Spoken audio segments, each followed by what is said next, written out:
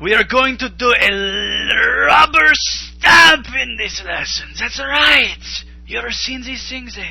It looks like someone they stamped a rubber stamp on the paper. It looks like a rubber stamp. Yes, we are going to do it in this lesson. So, go into view and organize photos. Yes.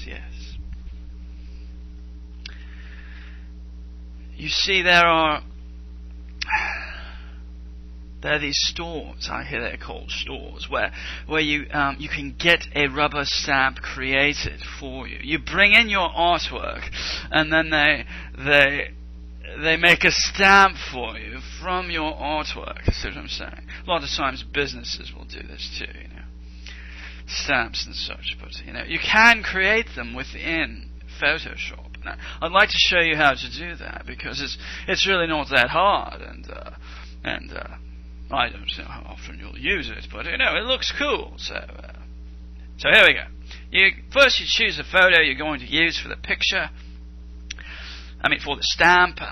I'm going to pick the ducky, because what you want to do is you want it. See how the ducky is. Let's double click on this guy. Okay, you see how there's no background. See, this is useful because the stamp is just going to create it from parts of the image right here.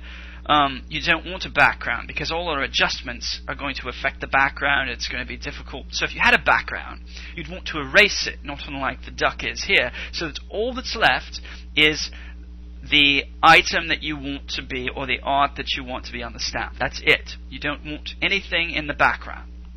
Okay, so that's why this will work very well.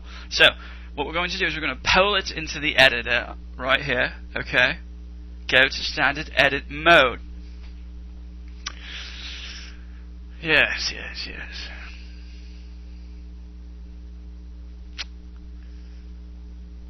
It's getting close to lunch. I think I'm going to be needing food at some point.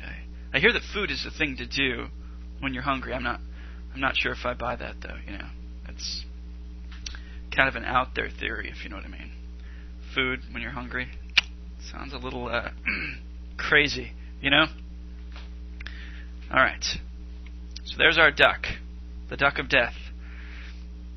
Now, once our background is erased, so if you had a picture where there was a background, make sure everything's erased except for the object you want the stamp look to be on. So, once you do, we're going to go up to Filter, Artistic. With the one click, you can be artistic. See? Not autistic, artistic. Okay? So, we're going to go artistic, and then poster edges. Alright? Alright. See, we've already begun this stamped look. You can mess around with the edge thickness if you wanted and the edge intensity, but right now I'm just going to leave it the defaults. Click OK.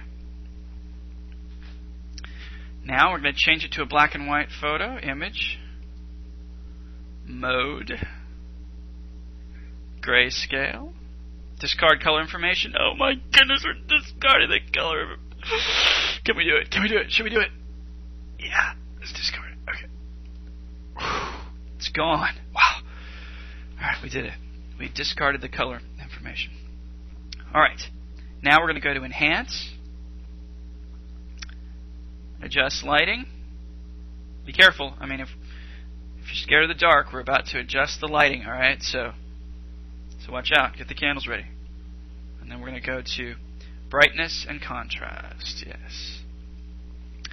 Now we are going to bring both the brightness and the contrast all the way up to full throttle.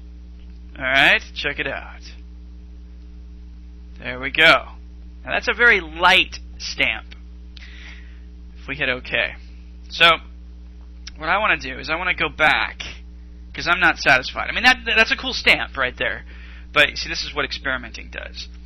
It looks like a very light stamp, like someone like stamped 100 times, and this is the 101th time they've stamped, and there's almost no ink left on that stamp. You know what I'm saying? All right, but I want it to look a little more, if I can, like it. It's got some ink on that stamp. So I'm gonna hit cancel. Alright, I'm going to go back to undo grayscale. And I'm going to undo poster edges. Now I'm going to redo poster edges and I'm going to make some more adjustments in there. So, artistic, poster edges. Now let's see if we can mess around with the edge thickness here.